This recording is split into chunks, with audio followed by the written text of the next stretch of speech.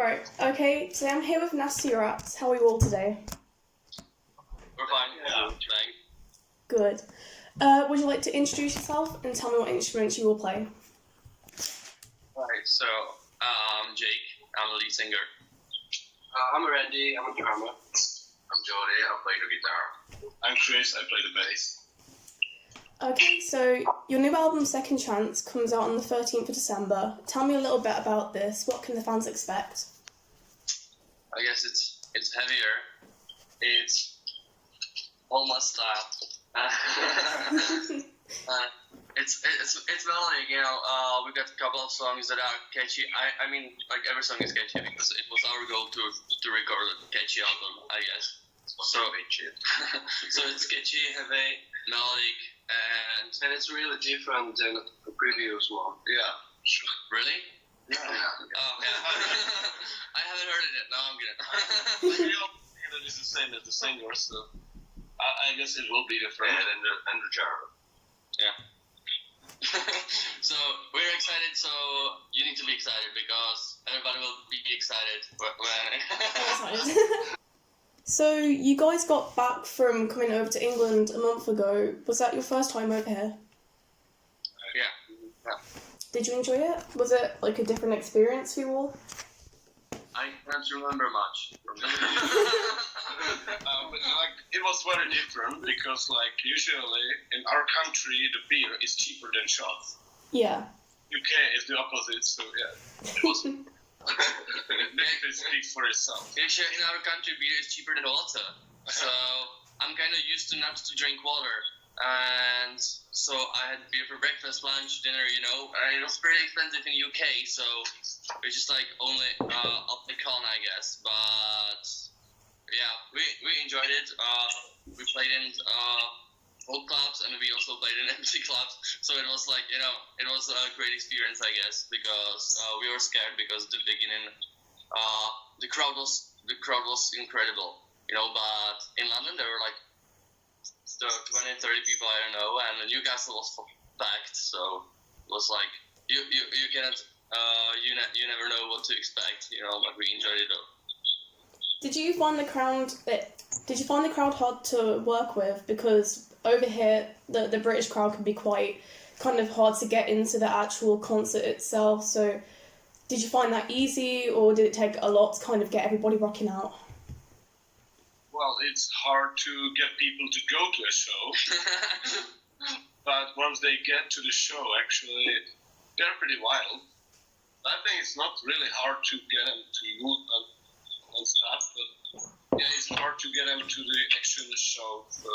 Yeah, but there were people traveling tons of miles to see us. Yeah, that's true.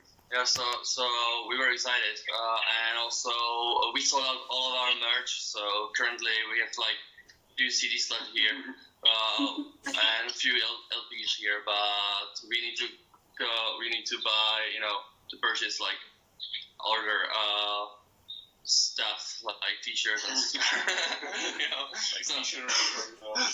got no CDs. Yeah. Okay, so we're out of merch, and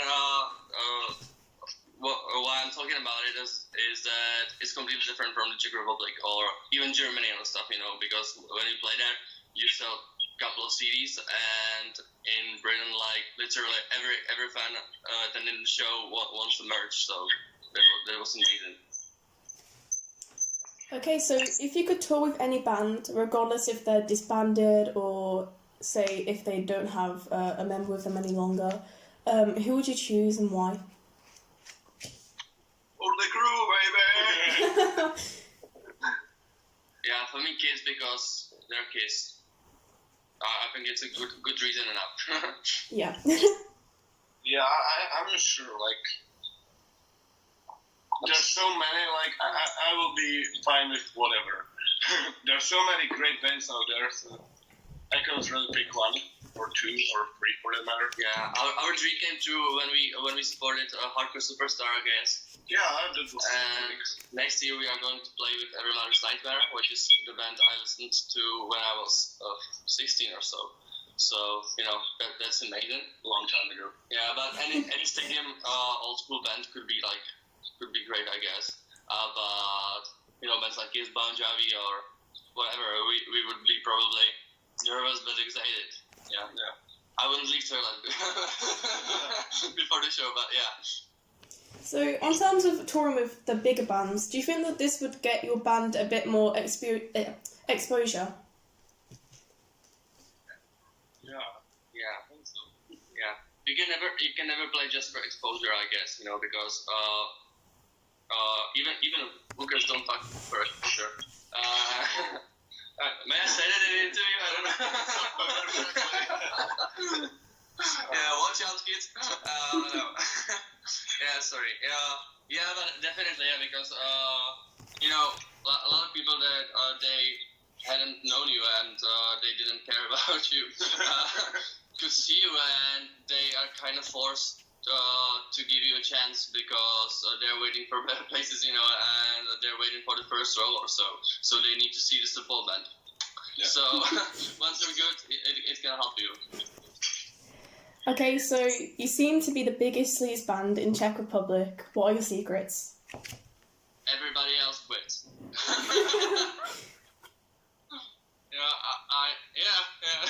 There's probably only one reason, and there's like no sleaze bands left, I guess. Yeah. There are a few. The majority just kind of end. Yeah. Sorry if I didn't remember you guys or so, or did I mention you? But this is my interview. So do you believe in the statement "heavy metal is dead"? Is it? It's undead. It's undead. It's certainly not alive, but it's not dead. So bring it heavy metal back. Yeah, I think it's undead. That would be the correct word. Yeah, there are like many great bands from the new generation, but it's hard to believe that there will be another heavy metal superstar or something like that. Although we're doing our best, but time has changed it. Everybody can see it, and now music is free on Amazon, so it's even worse than Spotify and shit, so that's it. I actually think the reason is that in the 80s, a lot of listen to heavy metal, but now they are parents, so the part of the revolution against.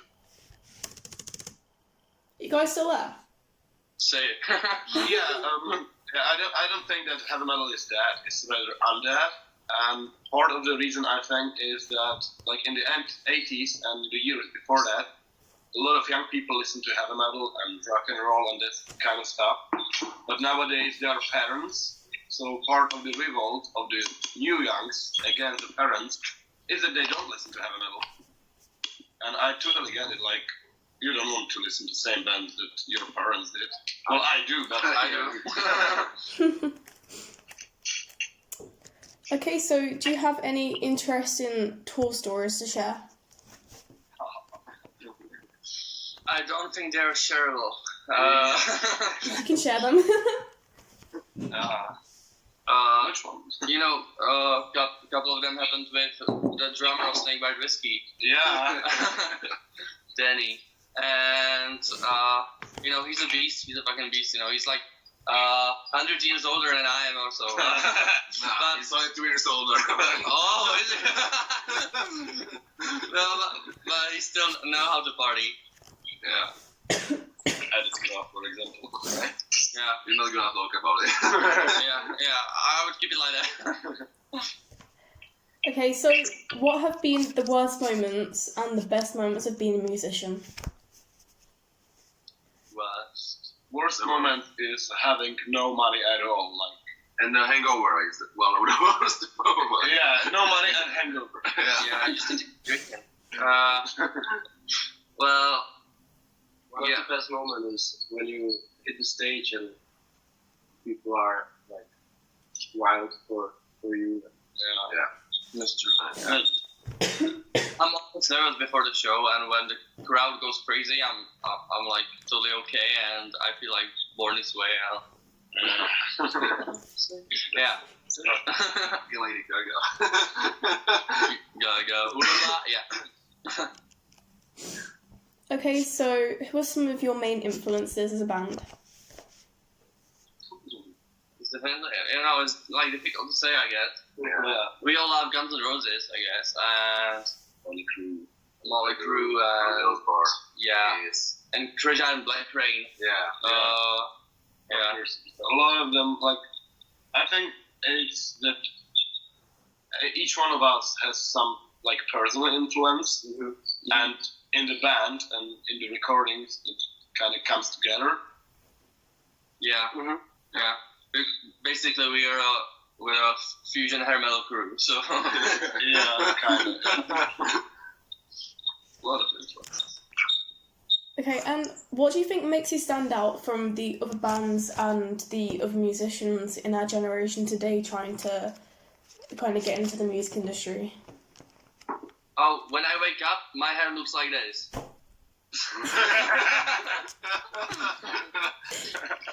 Yeah, we're just trying to, the new album is recorded with Ronnie Anichikov, John Paul Hooker, and even though there's like literally no metalcore on this album, don't worry. He's a metalcore producer, and I believe he introduced us to many other ways we didn't know before, and so the record is different. It's still sleaze, it's still hair metal with catchy songs like that, but there's some kind of spice I can describe.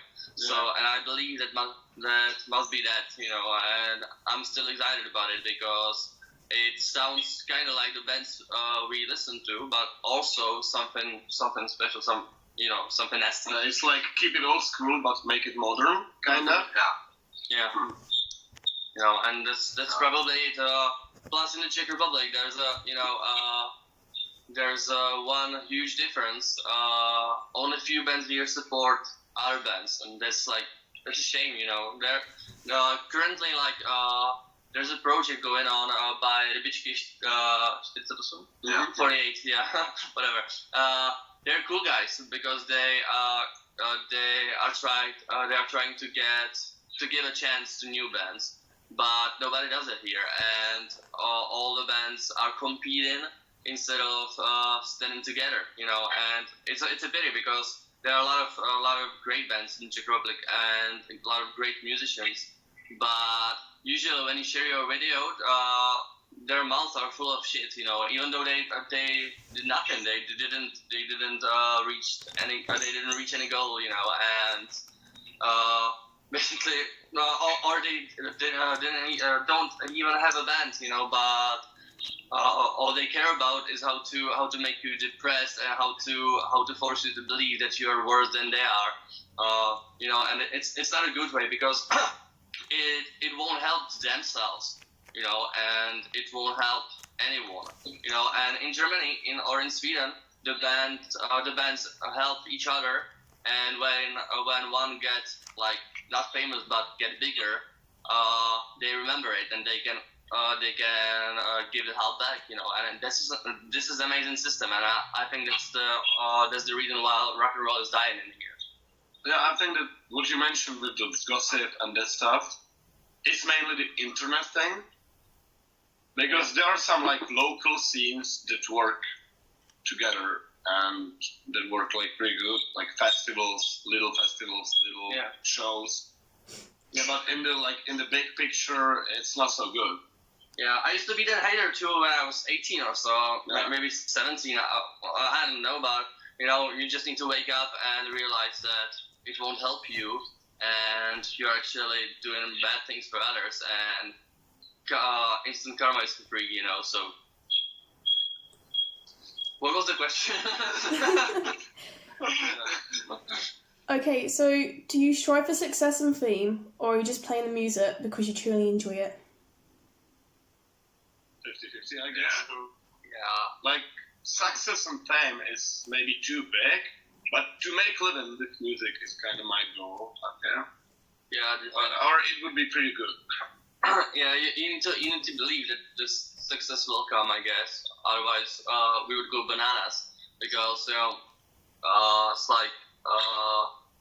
I don't think it's possible to do it and tour Europe and countries abroad.